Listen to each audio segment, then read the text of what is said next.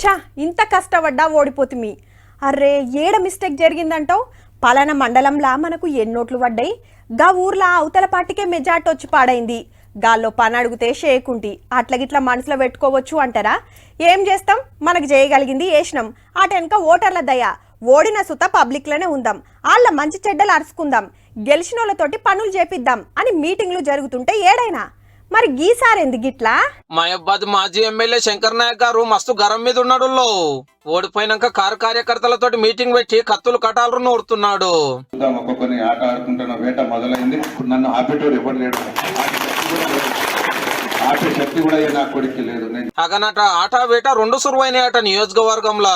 వదిలిపెట్టే సమస్య లేదు, ఎప్పుడైనా సచ్చేదే చూపిస్తా. ఎప్పుడైనా పోయింది ఆల్రెడీ 55 క్రాస్. ఇంతకు గింత గుస్సా అవుతున్నావు ఎవల మీద స్వామి? మన పార్టీలో ఉండి మన పార్టీలో పదవులు పొంది కాంగ్రెస్ లో పంపించి అచ్చా ఎంట తిరిగే బీఆర్ఎస్ పార్టీలే కట్టపాలయ్యారట ఓట్ల టైంలా.